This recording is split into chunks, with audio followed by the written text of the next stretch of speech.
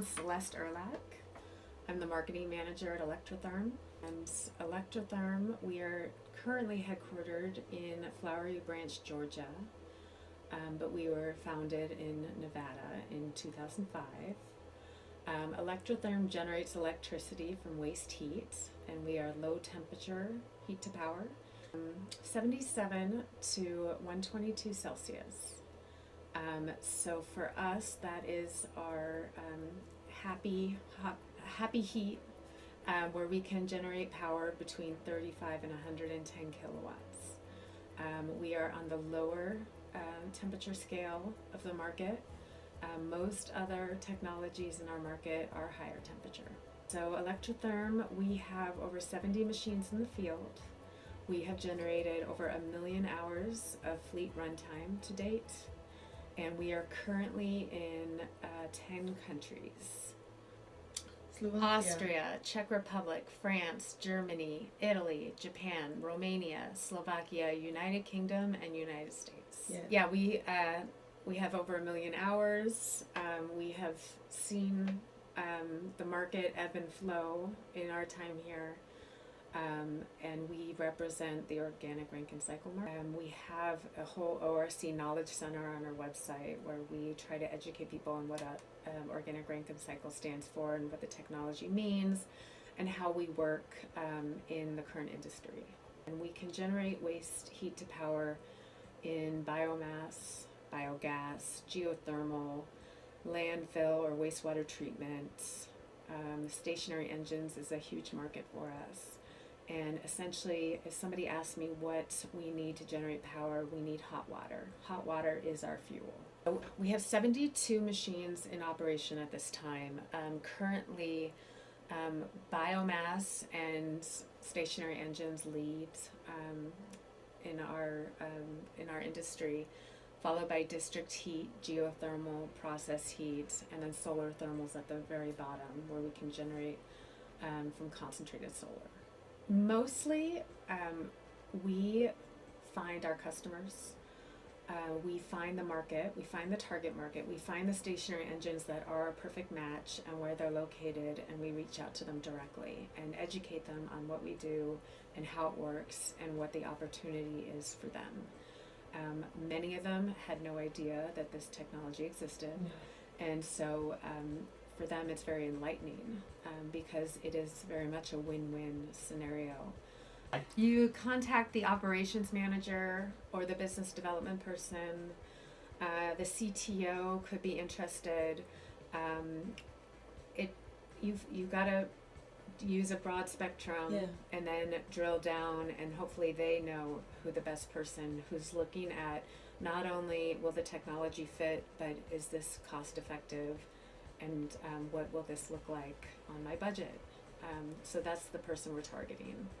From a marketing standpoint, it's an interesting challenge because you are looking for somebody who wants the dollars and cents to add up, but you also want someone with some engineering savvy, so they don't think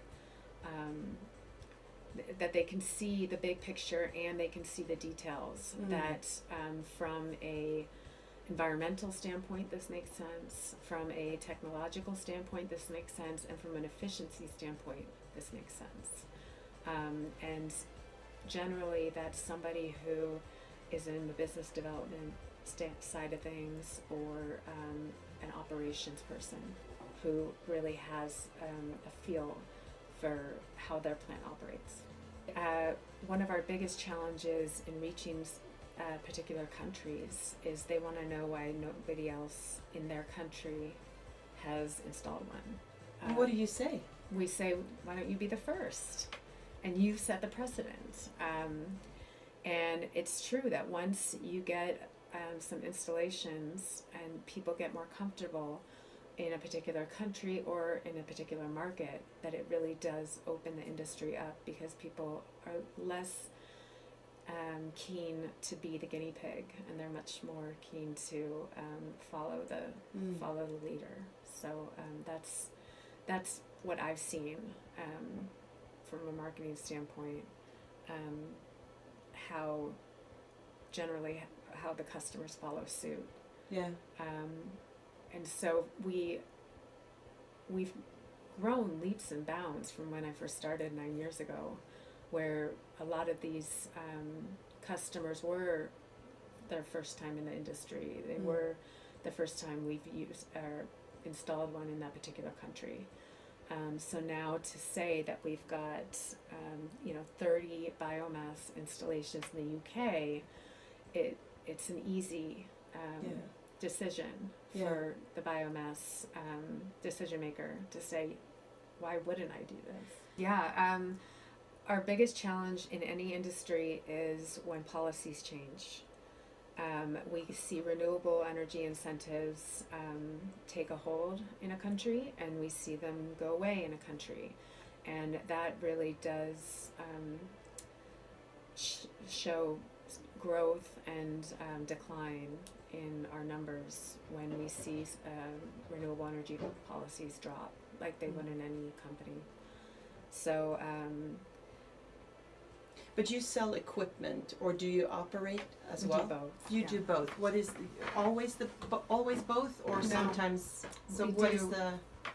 We it's generally a partnership. We're always helping out our customers with their machines in real time if they want it.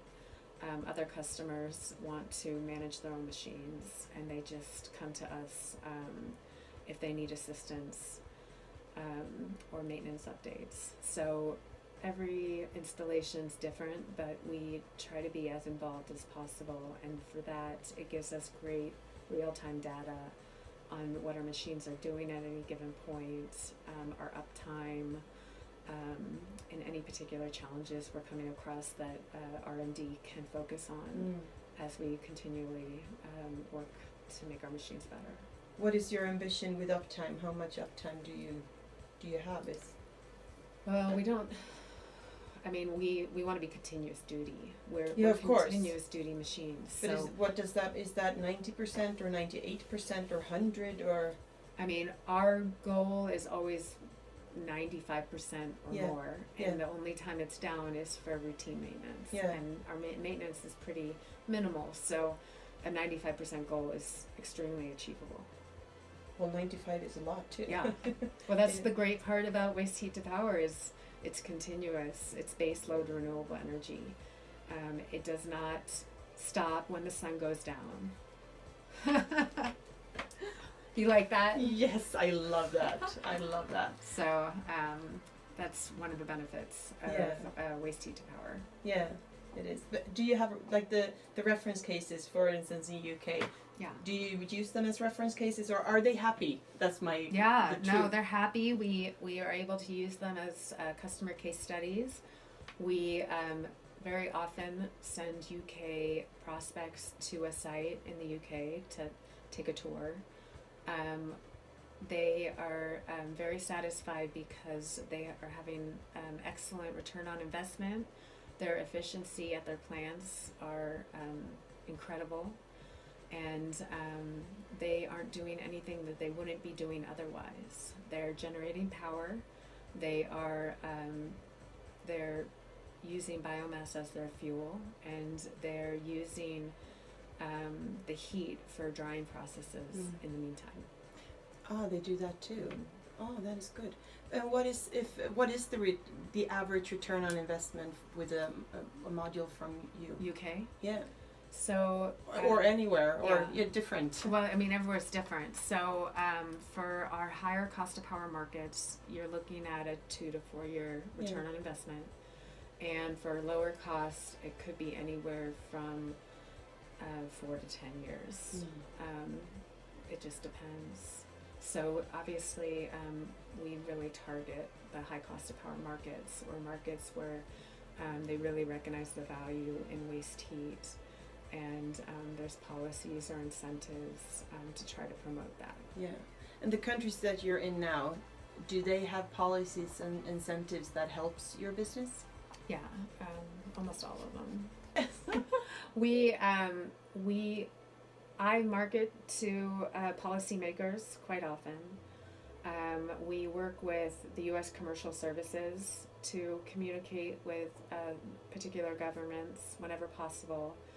And we also are always describing the other benefits in terms of the emission reductions, the increase in efficiency, and the sustainability they're providing when they're operating one of our machines at their plant. And that's it. Oh. That's it. You already know what the benefits of heat to power are. Yes.